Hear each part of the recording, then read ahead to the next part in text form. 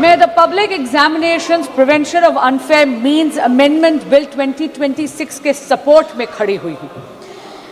अध्यक्ष जी, ये एक ट्रांसफॉर्मेटिव अमेंडमेंट है।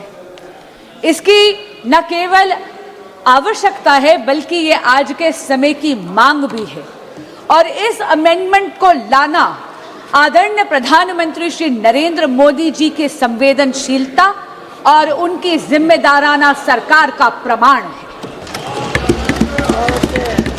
अध्यक्ष जी, जब एक कॉम्पिटिटिव एग्जामिनेशन कॉम्प्रोमाइज होता है तो उसका असर केवल उस कैंडिडेट पे नहीं होता जिसका भाग्य दांव पर लग जाता है।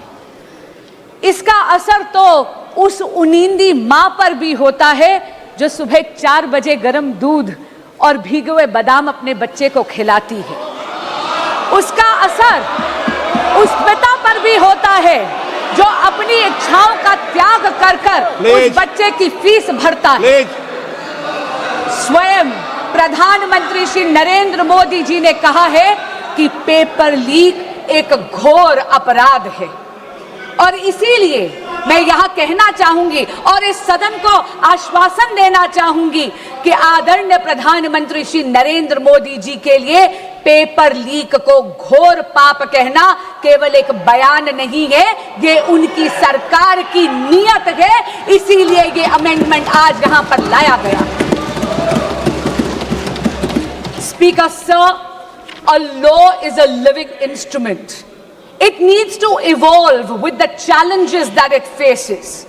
And in a democracy as complex as ours, in a democracy as large as ours, an examination is definitely the truest, most meritocratic ritual.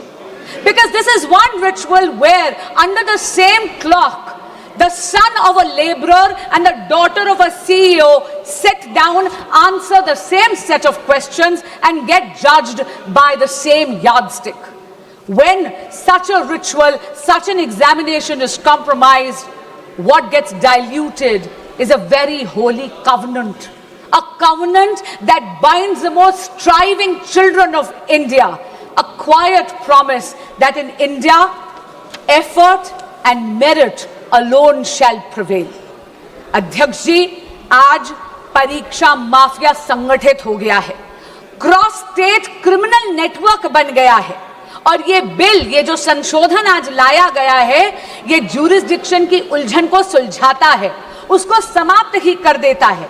क्योंकि इस बिल में ये प्रावधान है कि केंद्र सरकार एक स्पेशल टास्क फोर्स का गठन कर सकती है इन्वेस्टिगेशन के लिए और एक बार जांच शुरू हुई तो घड़ी की गिनती चलने चलती है न्याय के पक्ष में।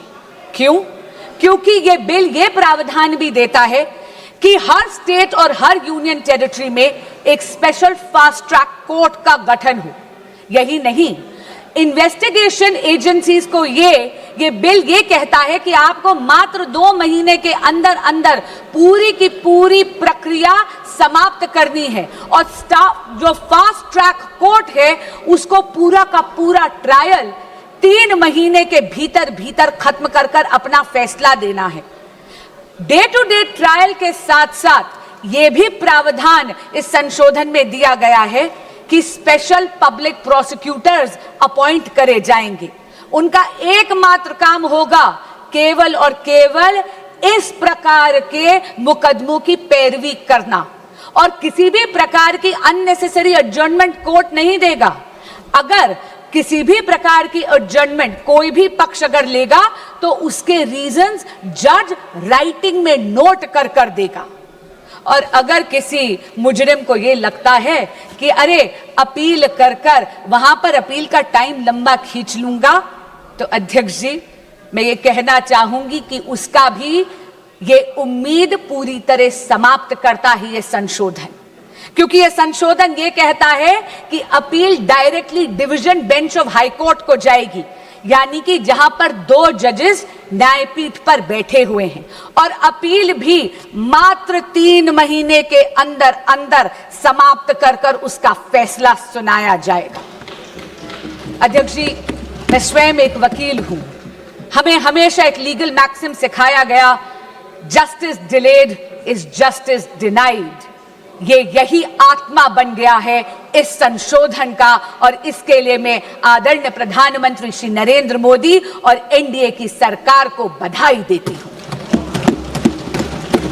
स्पीड के साथ साथ यह संशोधन सजा को भी और कठोर करता है। आप ये देखिए कि अगर साधारण अपराधी है तो उसको 10 लाख नहीं 50 लाख का जुर्माना देना पड़ेगा अब, और उसकी सजा भी 3 से 5 वर्ष की बजाय 5 से 10 साल तक बढ़ा दी गई है। अगर कोई सर्विस प्रोवाइडर इसमें जुर्म करता है तो उसका जुर्माना बढ़ाकर 5 करोड़ रुपए कर दिया गया है, और 8 साल के लिए उसको डीबार कर दिया जाएगा। और यही नहीं, अगर कोई क्रिमिनल ऑर्गेनाइजेशन इसमें है, कोई संगठित अपराध इसमें अगर पाया जाता है तो मिनिमम फाइन 10 करोड़ रुपए कर दिया गया है, और जेल का टर्म 7 से 10 वर्ष कर दिया गया है। And therefore, Speaker Sir, this amendment protects merit, it preserves fairness and safeguards the dreams of India's youth. It provides for expeditious investigation. It provides for time-bound trial procedures while reinforcing institutional accountability across the entire examination ecosystem. This amendment is the product of a responsive governance by a responsible Modi government. But Speaker Sir, this reform is not in isolation.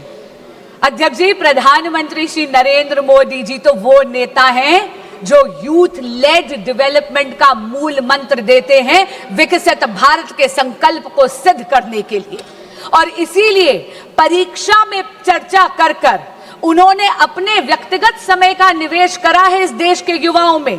उन्होंने तो ये सुनिश्चित करा है कि हमारे देश का बच्चा एग्जाम वॉरियर से एग्जाम वॉरियर बन जाए। पिछले 12 वर्षों में शिक्षा के क्षेत्र में मोदी सरकार के अथक प्रयासों से रिफॉर्म एक्सप्रेस चल रही है। आप देखिए 12 सालों में अध्यक्ष जी, medical colleges and medical seats have doubled, दुगनी हो गई है उनकी संख्या। यही नहीं, आईआईटीज अब 16 के बजाय बढ़कर 23 हो गई हैं। आईआईएम्स 13 से बढ़कर 21 हो गई हैं। Functioning AIIMS, all India institute of medical sciences अब 7 नहीं, मोदी सरकार के कार्यकाल में 7 से बढ़कर 20 हो गई हैं। यही नहीं, नंबर ऑफ यूनिवर्सिटीज भारत में मोदी जी के कार्यकाल में 60% से ज्यादा हो गई हैं, बढ़ गई हैं। As far as higher education enrollment statistics are concerned, अध्यक्ष जी, 91 लाख एडिशनल स्टूडेंट्स अब हायर एजुकेशन के इंस्टीट्यूट्स में एनरोल करते हैं, जिसमें से 50 लाख महिला स्टूडेंट्स हैं, फीमेल स्टूडेंट्स हैं। और हाँ, एससी स्टूडेंट्स की एनरोलमेंट तो 44% हो गई है। एसटी स्टूडेंट्स की संख्या बढ़कर 65% हो गई है। अध्यक्ष जी, ये विस्तार केवल अफसरों का विस्तार नहीं है, ये सामाजिक न्याय का विस्तार है। लेकिन मोदी सरकार ने रिफॉर्म्स को केवल इंस्टीट्यूशंस तक सीमित नहीं रखा, डिजिटाइज कर कर यह सुनिश्चित कर दिया कि दीक्षा के माध्यम से एजुकेशन हर बच्चे के मोबाइल फोन तक पहुंच जाए। ईट पाठशाला के माध्यम से पूरी की पूरी लाइब्रेरी अब बच्चों की हथेली में है। CUET जैसा एडमिशन प्रोसेस के लिए एग्जामिनेशन लाकर एडमिशन प्रोसेस को और ज्यादा पारदर्शी यानी ट्रांसपेरेंट बना दिया, और NEP 2020 में भारत की एजुकेशन सिस्टम को रिजिड स्ट्रीम से मुक्त कर दिया गया है। यदि कोई स्टूडेंट बायोलॉजी के साथ साथ म्यूजिक पढ़ना चाहता है तो उसको अब अपनी प्रतिभा में किसी एक सब्जेक्ट का चयन करने की जरूरत नहीं है, क्योंकि नरेंद्र मोदी जी ने यह सुनिश्चित कर दिया है कि प्रतिभा ना परिस्थितियों की अधीन होनी चाहिए और ना ही एजुकेशन स्ट्रीम्स की मोहताज। अध्यक्ष जी, जब अफसरों का विस्तार होता है तो उसके साथ साथ उन अफसरों की निष्पक्षता भी सुनिश्चित करनी अनिवार्य है। ये अमेंडमेंट बिल 2026 का यही सुनिश्चित करता है। अध्यक्ष जी, इस सदन में पिछले 2 वर्षों से मैंने देखा है कि बहस तथ्यों पर होनी चाहिए, बहस नैरेटिव पे नहीं होनी चाहिए, बहस प्रमाणों पर होनी चाहिए, बहस पूर्वाग्रह पर नहीं होनी चाहिए। इसीलिए मैं ये जरूर कहना चाहूंगी आपके माध्यम से विपक्ष के साथियों को, सबसे पहली बात तो बेल सरकार नहीं, इस देश का कोर्ट देता है और लोकतंत्र में judiciary is independent of the executive and the legislature. दूसरी बात मैं ये कहना चाहूंगी, कांग्रेस के साथी और विपक्ष के कुछ साथी एक नैरेटिव बिल्ड करने की कोशिश कर रहे हैं जैसे कि पेपर लीक की समस्या, एग्जाम कॉम्प्रोमाइजिंग की समस्या केवल और केवल 2014 के बाद पैदा हुई है। अध्यक्ष जी, मीडिया की रिपोर्टों का अगर हम सच माने तो विपक्षी दलों के जहां जहां पर शासित राज्य हैं और पिछले जब 1 दशक था, जब 2014 से पहले कांग्रेस लेड यूपीए सरकार था, तब 1 नहीं 2 नहीं बल्कि टोटल 22 बार पेपर लीक होकर कैंसिल करने पड़े। उनमें से कांग्रेस लेड यूपीए सरकार के अधिकार क्षेत्र में आने वाले 6 ऐसे एग्जामिनेशंस हैं जो सीधा केंद्र सरकार के नीचे आते थे। अध्यक्ष जी, AIIMS PG examination 2006, ICAI CPT examination 2007, CLAT 2009, Railway Recruitment Board examination 2009, AIEEE 2011, SSC CGL examination 2013, ये सारी की सारी पेपर लीक तब थी जब विपक्षी दल सत्ता में था, यानी कांग्रेस लेड यूपीए गवर्नमेंट थी। अब मैं राज्यों के कुछ आंकड़े आपको देना चाहूंगी। राजस्थान में जब कांग्रेस की सरकार थी तो REET, RPSC, senior teacher recruitment, police constable examination recruitment, forest guard recruitment, CHMO recruitment exams leak हुए। टीएमसी की जब सरकार थी पश्चिम बंगाल में टीचर रिक्रूटमेंट स्कैम में सुप्रीम कोर्ट ने 27,753 अपॉइंटमेंट्स को कैंसिल करा गया क्योंकि उन्होंने उसमें फ्रॉड और मैनिपुलेशन पाया। यही नहीं, जब बीआरएस की सरकार थी तेलंगाना में तो टीएसपीएससी पेपर का लीक हुआ। उत्तर प्रदेश में जब सपा की सरकार थी तो police constable recruitment paper leak हुआ।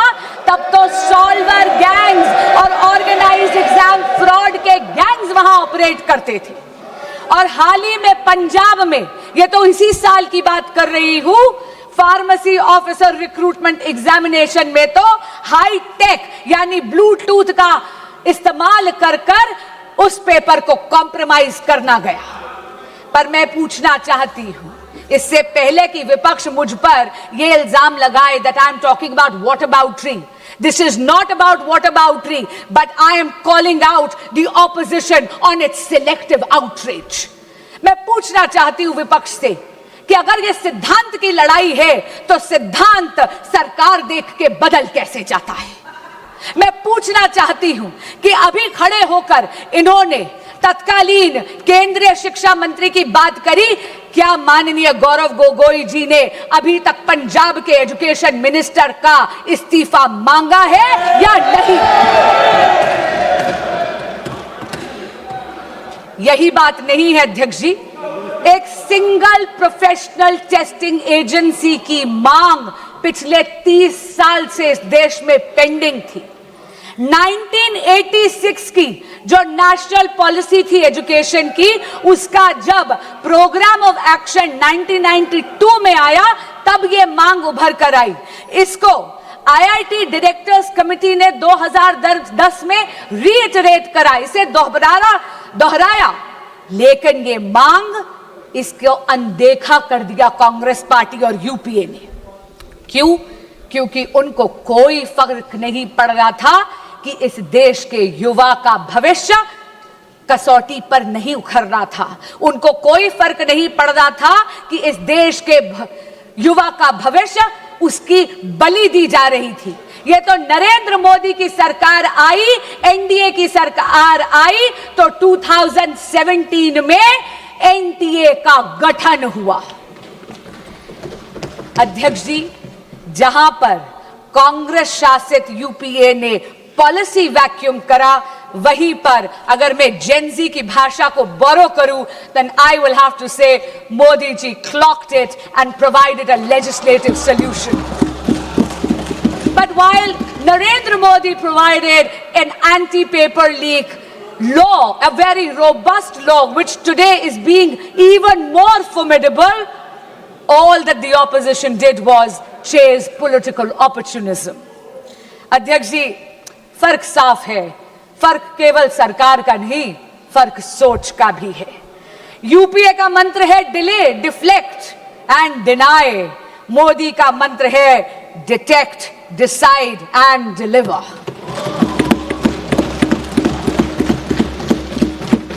इनका ये रवैया देख के अध्यक्ष जी, कवि दुष्यंत की दो पंक्तियां मुझे याद आती हैं। तुम्हारे पैरों के नीचे कोई जमीन नहीं है, तुम्हारे पैरों के नीचे कोई जमीन नहीं है, कमाल है कि फिर भी तुम्हें यकीन नहीं है।